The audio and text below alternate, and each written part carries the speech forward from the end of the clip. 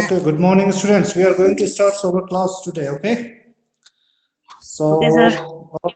our first chapter is chemical reactions and equations.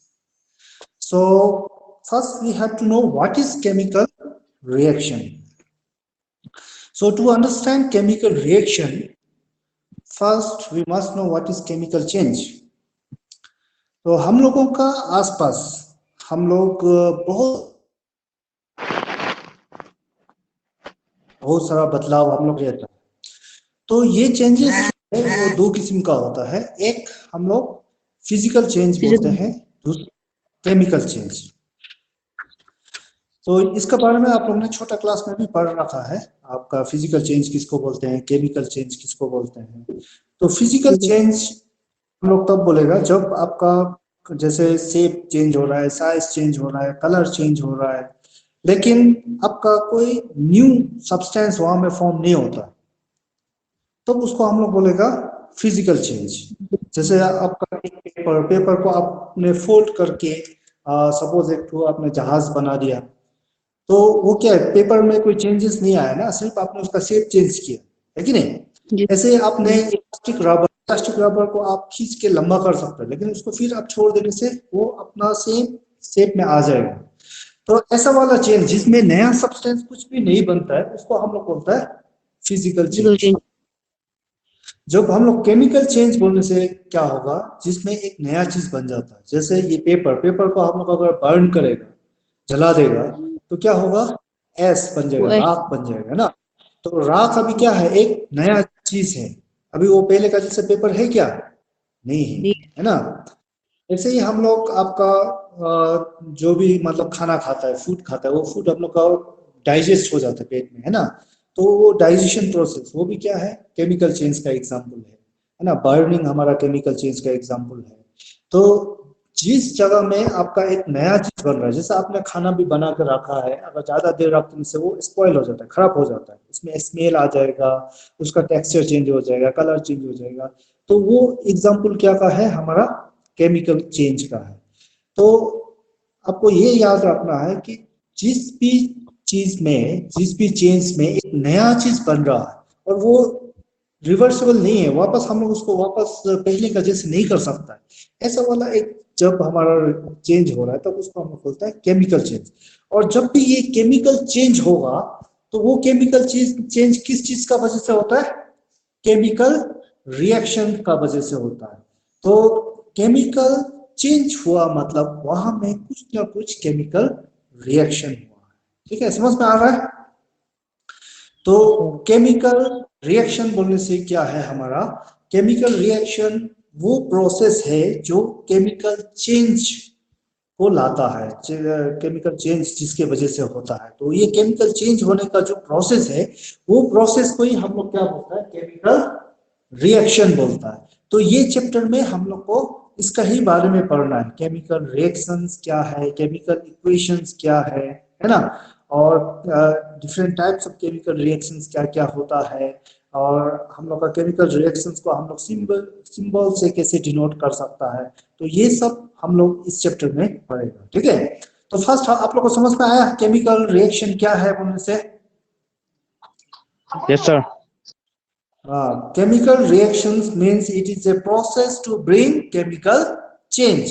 Whenever somewhere a chemical change is occurring, that means it has undergone through a chemical reaction.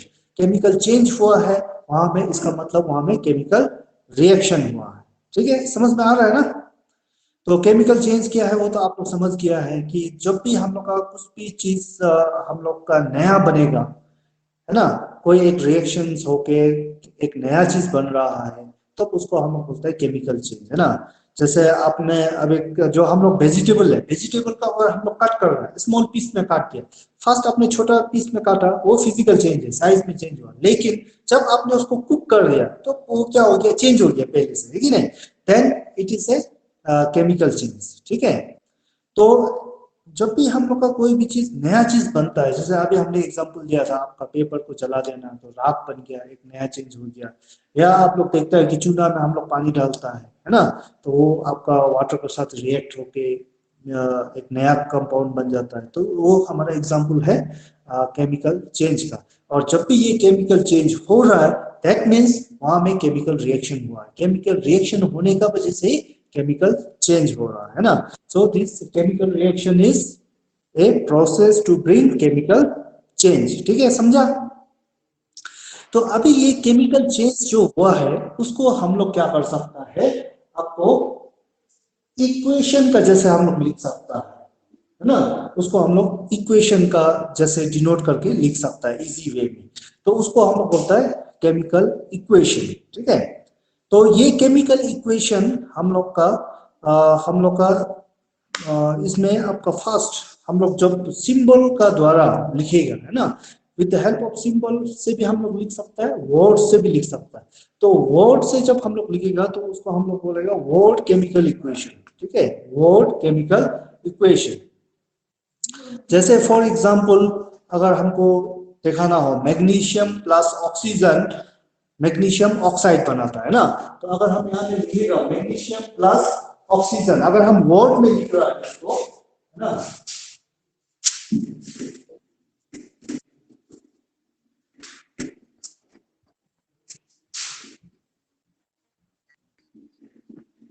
Magnesium plus oxygen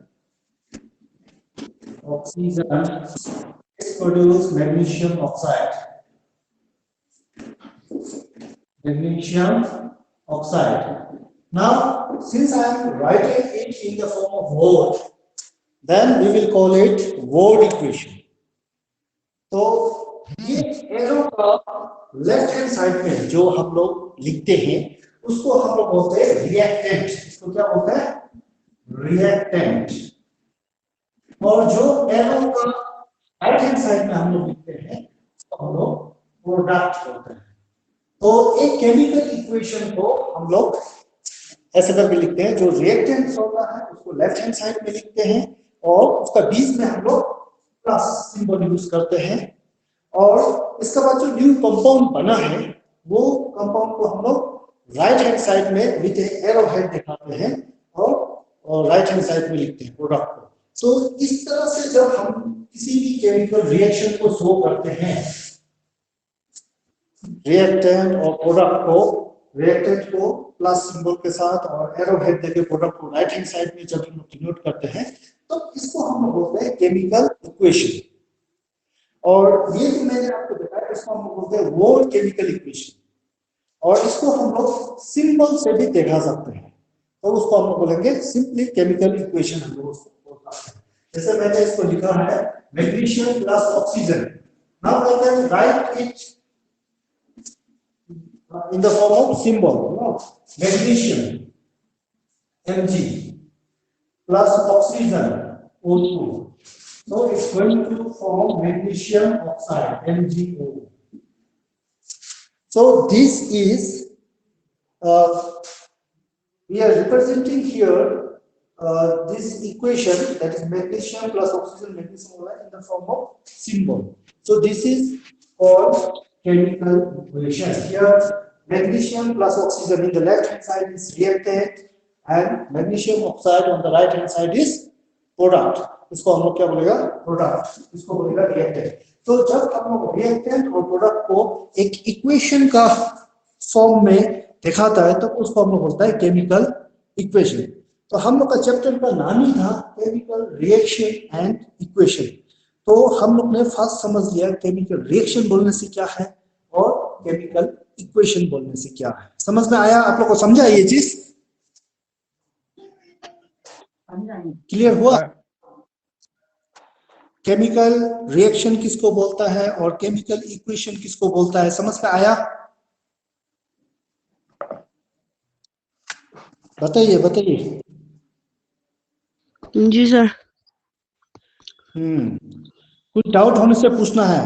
chemical reaction क्या है हम लोग ने सीखा है ना, और chemical reaction किसको बोलता है वो हम लोग समझा है। इसके बाद केमिकल इक्वेशन क्या है वो हम लोग ने सीखा है, उसमें वर्ड केमिकल इक्वेशन किसको बोलता है, और जस्ट सिंपल हम लोग केमिकल इक्वेशन बोलने से जब हम लोग सिंबॉलिकली उसको डिनोट करता है तो हम लोग उसको केमिकल इक्वेशन बोल सकता है। ठीक है।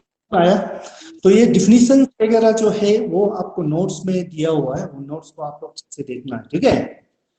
जी सर। इसके बाद हम अभी सीखना है केमिकल इक्वेशन को बैलेंस कैसे करता है। जो हम लोग फर्स्ट में जो केमिकल इक्वेशन लिखता है तो वो हमेशा बैलेंस नहीं होता है, तो हम लोग को उसको बैलेंस करना पड़ता है।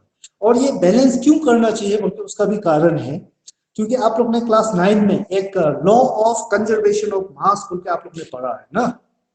तो law of conservation of mass क्या बोलता है, mass can neither be created nor be destroyed, no.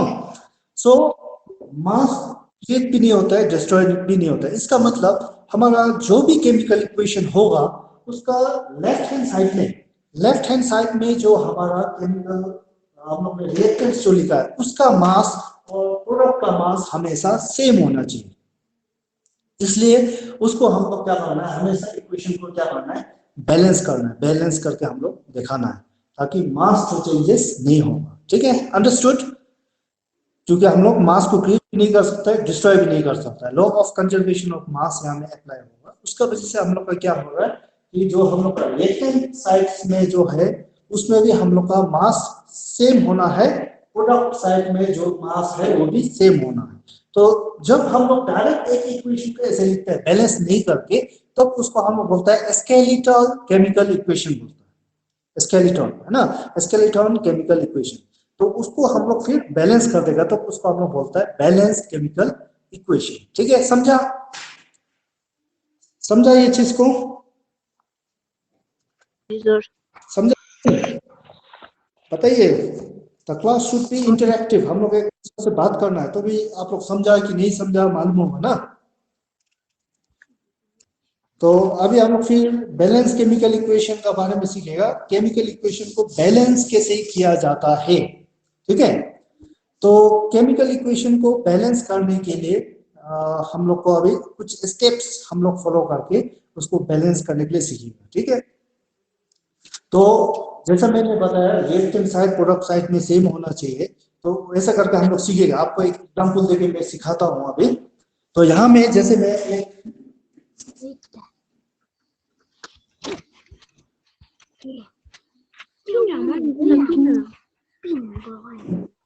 suppose I have taken one example, iron plus water. Iron symbol is Fe plus water, that is H2O, है ना। तो ये बनाएगा आपका ferric oxide, that is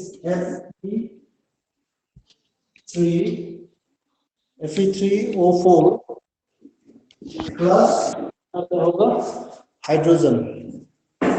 तो ये एक chemical equation. अभी ये केमिकल इक्वेशन क्या है, बैलेंस नहीं है, इसको हम लोग ने बैलेंस नहीं किया ना। अभी इसको बैलेंस करना, बैलेंस करने के लिए हमको कुछ स्टेप फॉलो करना। तो स्टेप फॉलो करने में सबसे पहले हमको ध्यान रखना कि बैलेंस जब हम करेगा तो ये जो फॉर्मूला है हमारा केमिकल फॉर्मूला, ये जो चेंज नहीं होना। तो इसको हम लोग एक बॉक्स करके इसको रख देता हूँ ताकि इसका अंदर में चेंज नहीं होगा, क्योंकि अंदर में अगर चेंज होगा तो फिर एक नया चीज करना है ना।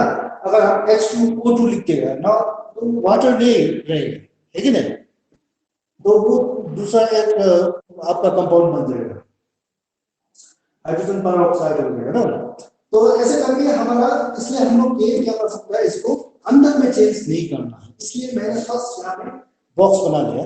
तो बाद में आपको बॉक्स बनाने की जरूरत नहीं है, अभी आपको समझने के लिए इजी होने के लिए हम बता रहे हैं। तो फर्स्ट हम लोग ने ये बॉक्स बनाया क्यों, ताकि हमको ये मालूम हो कि इसका अंदर में हमको कोई चेंज नहीं करना है। इसके बाद क्या करना है हमको, now we have to count the number of atoms in the reactant side and product side. Reactant side में कितना एटम है और प्रोडक्ट साइड में कितना है वो हम लोग को देखना है। तो यहाँ पे हम लोग एक बना सकता है ना। तो यहाँ में मैं लिख देता हूँ एलिमेंट्स। हम लोग का क्या क्या एलिमेंट्स है,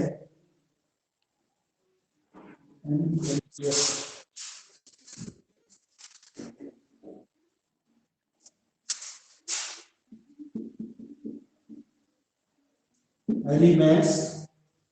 इसके बाद यहाँ में हम लोग reactants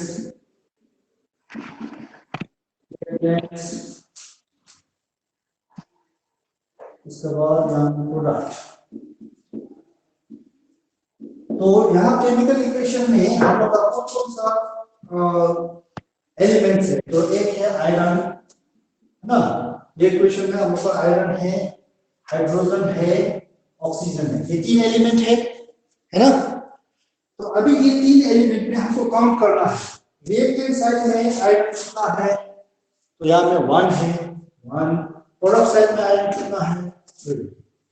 is it? After that hydrogen, hydrogen यहाँ में कितना है? 2। और हाइड्रोजन यहाँ में कितना है? 2। तो कितना है? 2, 2।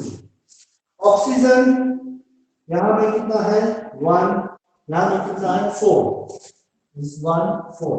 तो अभी हम लोग ने नंबर ऑफ एटम्स, एलिमेंट्स का कितना था, रिएक्टेंट साइड में कितना था और प्रोडक्ट साइड में कितना है, उसको काउंट करना है ना? वो काउंट करने के बाद में अभी हम लोग को क्या करना है? जो सबसे ज्यादा वाला है, सबसे पहले उसको हम लोग बैलेंस करने की कोशिश करेंगे।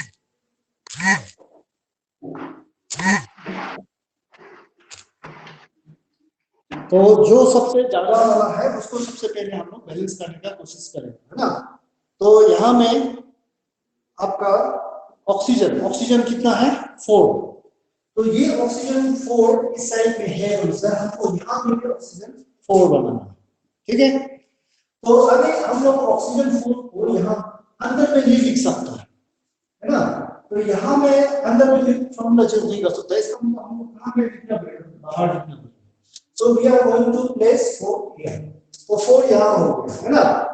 तो अभी जब 4 मैंने यहाँ लिख दिया तो यहाँ भी ऑक्सीजन 4 हो गया और यहाँ भी ऑक्सीजन 4 हो गया। लेकिन अभी मैंने जब यहाँ 4 लिखा तो हाइड्रोजन यहाँ पे चेंज हो रहा है, ठीक है? तो हाइड्रोजन अभी कितना हो जाएगा? यहाँ में से 2 था और यहाँ में 4, ये मल्टीप्लाई हो जाएगा, दैट इज 4 to 8। अभी यहाँ में हाइड्रोजन 8 हो रहा है और यहाँ में हाइड्रोजन कितना है? 2 है। तो इसको भी हमको 8 बनाना पड़ेगा। तो हम क्या कर सकते हैं? यहाँ में 4 दिन से 4 to 8। Now oxygen and hydrogen get balance, है ना? अभी हमारा बचा आयरन। तो आयरन यहाँ में हमारा 3 था, यहाँ में सिर्फ 1 है ना? तो यहाँ पे अगर हम 3 लिखते हैं तो ये बैलेंस हो जाएगा। ये भी 3 हो गया, ये भी 3 हो गया, हाइड्रोजन 8 हो गया, हाइड्रोजन 8 हो गया, ऑक्सीजन 4, ऑक्सीजन 4। तो now it has become balance chemical equation. हमारा बैलेंस केमिकल इक्वेशन क्या निकला? 3Fe plus 4H2O is becoming Fe3O4 plus 4H2।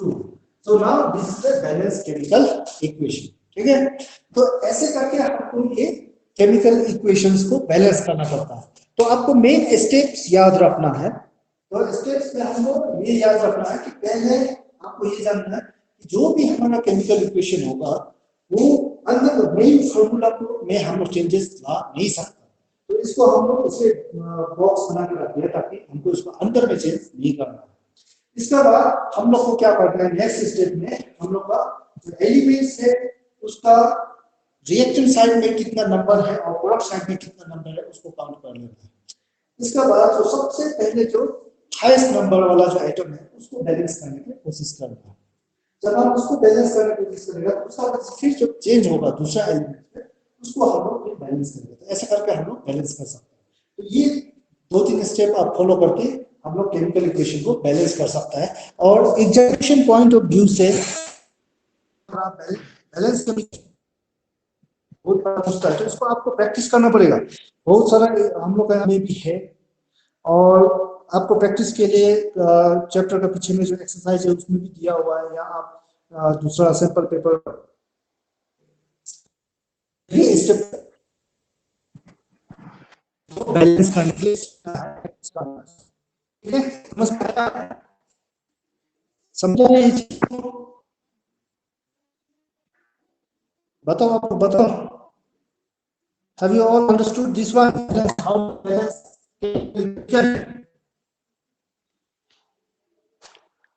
nobody is responding. So now 2-3 things we have learned. First thing we have learned that how to first we have learned what is chemical change, what is chemical reaction. After that, what is chemical equation, how we are writing word chemical equation, what is skeleton chemical equation, how we do balance chemical equation, ये सब topic हम लोग ने अभी discuss किया है ना। तो आप लोग को समझ में आया ये चीज? जी सर। हाँ, तो इसका बाद हम टॉपिक पढ़ना है वो है टाइप्स ऑफ केमिकल रिएक्शंस। हम लोग का रिएक्शंस का, केमिकल रिएक्शंस का क्या क्या टाइप होता है ना, टाइप्स ऑफ केमिकल रिएक्शन। तो हम लोग ये केमिकल रिएक्शंस का बारे में पढ़ेगा। तो वो 5 टाइप का केमिकल रिएक्शन क्या है। तो हम लोग का पास टाइम ज्यादा नहीं है, 10 मिनट है उसको डिस्कस करके, क्योंकि फिर नेक्स्ट क्लास होगा आपका, तो 10 मिनट में हम लोग एक दो चीज डिस्कस करेंगे ना। So now we are going to study about types of chemical reaction. Làm như vậy, tao gì quay lại như vậy. Chào em. Người kia vừa tới.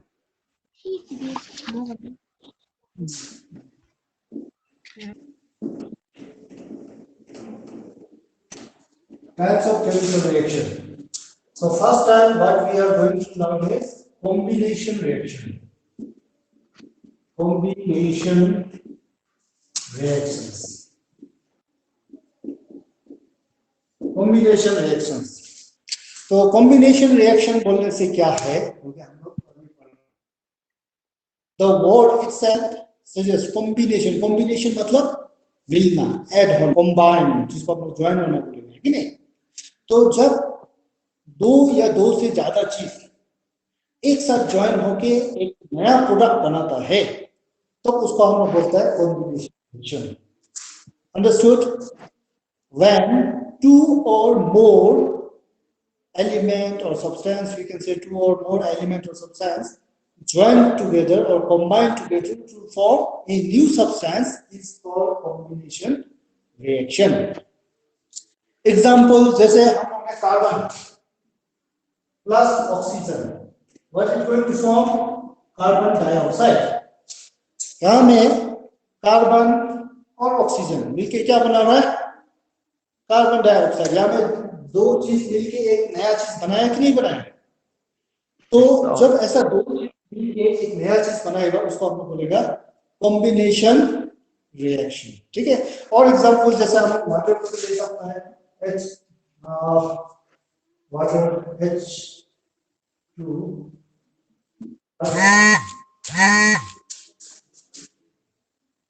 O2 is going to form 2H4. Now you see hydrogen plus oxygen is going to form water, is it? तो यहाँ में ये भी क्या है, example है हमारा combination reaction का एग्जाम्पल है ना। दो चीज कंबाइन होके एक नया प्रोडक्ट बना रहा है। ठीक है, समझ में आया कॉम्बिनेशन रिएक्शन। ऐसे और एग्जाम्पल हम लोग देख सकता है, methane plus oxygen is going to form carbon dioxide plus water. ऐसा बहुत सारे एग्जाम्पल्स। तो फर्स्ट टाइप केमिकल, हम लोग टाइप ऑफ केमिकल रिएक्शन पढ़ रहा है, तो फर्स्ट टाइप हम लोग ने डिस्कस कर लिया combination reaction, is it? So combination reaction, what is combination reaction? Where two or more elements combine together to form a new substance is called combination reaction. समझ में आया? combination reaction समझा है? Yes sir. हाँ, तो अब जो हम लोग ने अभी टाइम कम है इसलिए हम लोग फिर नेक्स्ट जो आपका जो टाइप्स है वो हम लोग कल पढ़ लेगा, नेक्स्ट क्लास में पढ़ लेगा। ठीक है। तो ये हम फर्स्ट डे था, फर्स्ट डे में हम क्या क्या सीखा है बोलने से आपको, उसको मैं फिर आपको पॉइंट को बता दे रहा है।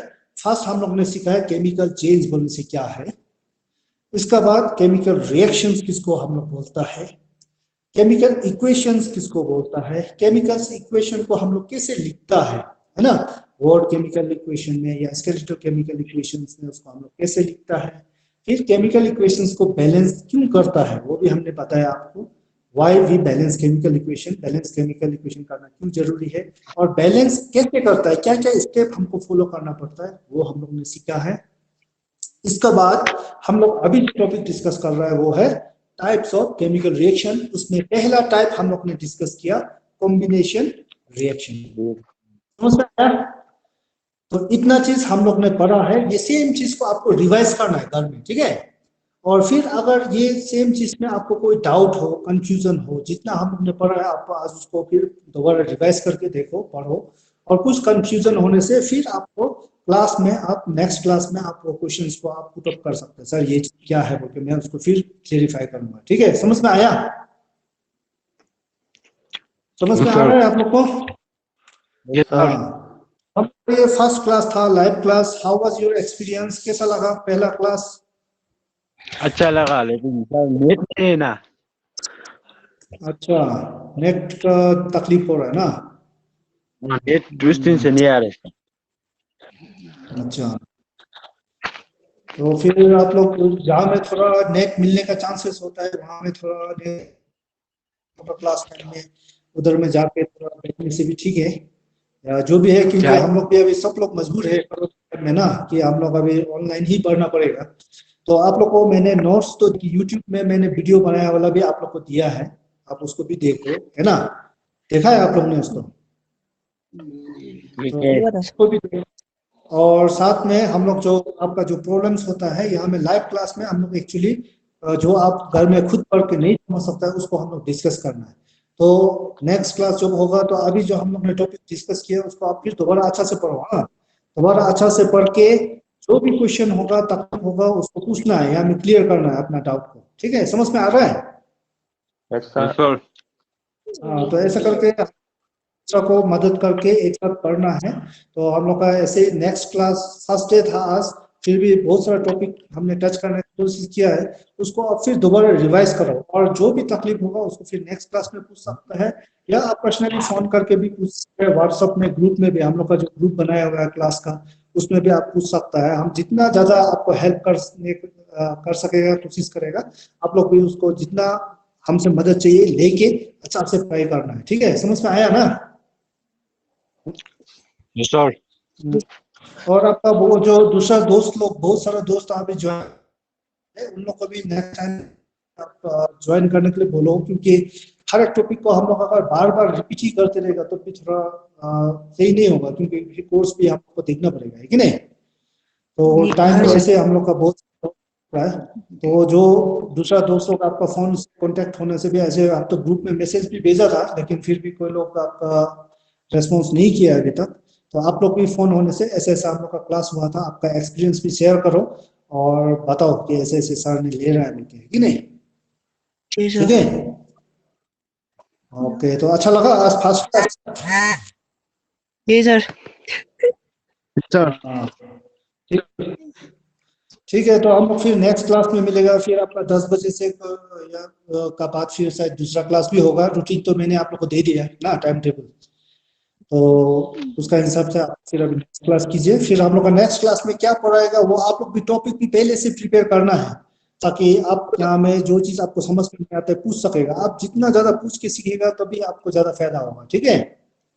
जी सर। समझ में आया ना? जी सर। सो हम लोग फिर नेक्स्ट क्लास में मिलते हैं, है ना? नेक्स्ट क्लास हम लोग सैटरडे में होगा ना, थर्सडे सैटरडे, यस।